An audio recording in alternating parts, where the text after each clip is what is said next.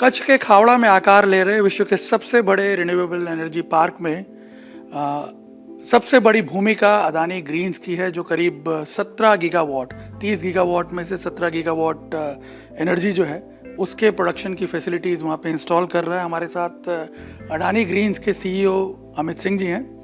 अमित जी, सबसे पहले आपसे ये जानना चाहते हैं कि किस प्रकार से अडानी ग्रीन्स जो है सहयोग कर रहा है, क्योंकि ये जो फैसिलिटी है शायद अब तक की सबसे अनप्रेसिडेंटेड फैसिलिटी होगी, सबसे बड़ा पावर जनरेशन पार्क होगा ये। सही कह रहे हैं। आज की डेट में हमारा करंट में पूरा कंपनी का 8.4 गीगावाट का पोर्टफोलियो है और हमारे देश को जो रिन्यूएबल एनर्जी की आवश्यकता है, हमको 500 गीगावाट कैपेसिटी तक पहुंचना है 2030 में। और वहां पहुंचने के लिए हमको छोटे कदम नहीं, बड़े कदम उठाने पड़ेंगे।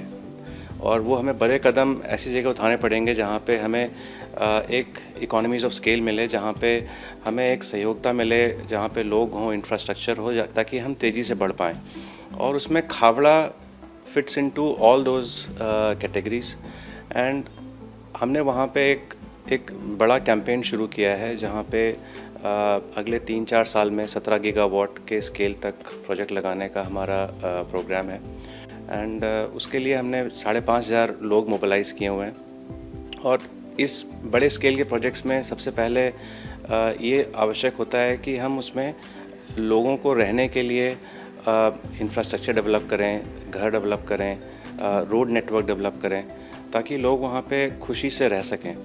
और वो हमारा it's going to be one of the biggest project in the world, जिसके लिए हमारा पूरा देश will benefit. And it will be a role model for the entire world, क्योंकि इतने बड़े स्केल पे प्रोजेक्ट करने के बहुत फ़ायदे होते हैं, both from economies of scale and एक हमारा जो स्पीड है, जो एक पेस है, जो हम तेज़ी से आगे बढ़ते हैं। खावड़ा में जो अभी आपने बात की इंफ्रास्ट्रक्चर डेवलपमेंट की और दूसरी फैसिलिटीज़ की, खावड़ा में जो ग्रेटर रन है, आपने देखा होगा उसकी परिस्थितियां बहुत ही विषम हैं। ऐसे में वहाँ पे जो ये आपका कमीशनिंग का काम चल रहा है, कितने बड़े चैलेंजेस हैं और किस तरह से आप चीज़ें इम्प्लीमेंट कर रहे हैं?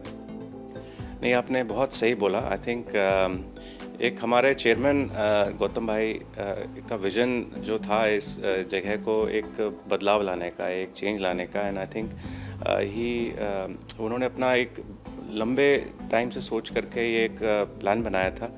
एंड इस जगह पे चैलेंजेस तो बहुत हैं, जैसे यहाँ पे आज की डेट में कोई आबादी नहीं है, यहाँ पे जो ज़मीन है वो भी एक्चुअली काफ़ी बंजर है। और बंजर होने के नुकसान भी हैं और फ़ायदे भी हैं। फ़ायदे हैं क्योंकि हमें इस तरह के खुली जगह मिल गई जहाँ पे हम काम कर सकते हैं, बट ये काफ़ी सेंसिटिव एरिया भी है।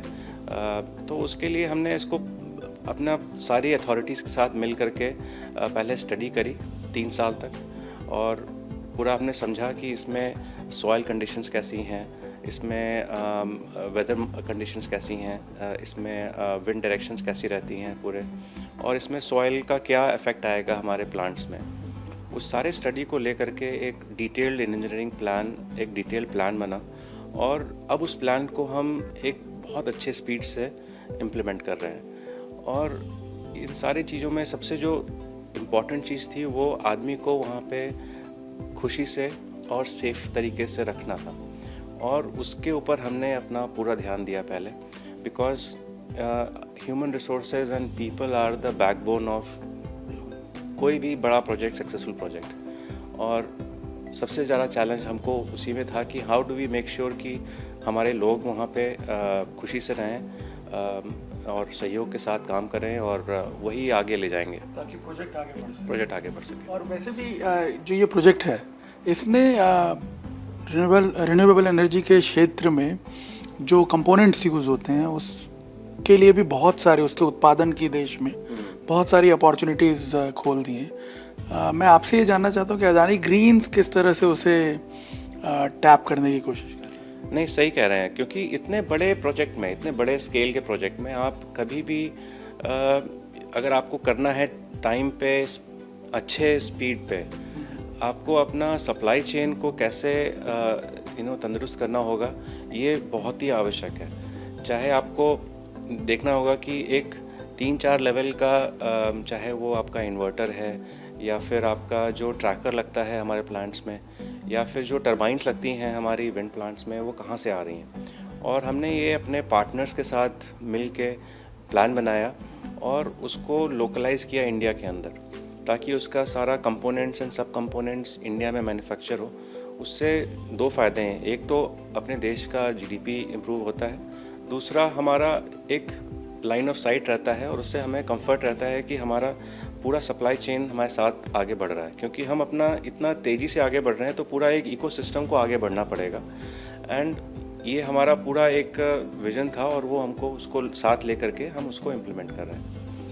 अभी कुछ दिनों में वाइब्रेंट गुजरात भी होने जा रहा है, समिट 10वां समिट, और कहा यह जाता है कि वाइब्रेंट गुजरात ने टर्न कर दिया गुजरात की ग्रोथ स्टोरी को। और एक तरह से अगर आप पॉलिसी लेवल पे भी देखें तो ये पार्क जो है उस फिलॉसफी को रिफ्लेक्ट करता है। तो आप क्या मानते हैं, मतलब इस बार जिस तरह से हम देख रहे हैं कि ग्रीन एनर्जी पे, सनशाइन सेक्टर्स पे काफ़ी फोकस रहेगा वाइब्रेंट गुजरात में, कितना सिग्निफिकेंट रहेगा वो? नहीं, आई थिंक ये खाबड़ा केवल अपने देश के लिए नहीं, ये दुनिया के लिए एग्जाम्पल बनने वाला है। इतने बड़े स्केल पे इतने स्पीड से काम करना और इतना बड़ा ग्रीन इलेक्ट्रॉन्स प्रोड्यूस करके ग्रिड पे लेके आना, ये एक एग्जाम्पल होगा पूरी दुनिया के लिए। और it is a thought leadership of government authorities and a very A positive thinking, एक तरीके से futuristic and positive thinking which has allowed this to happen।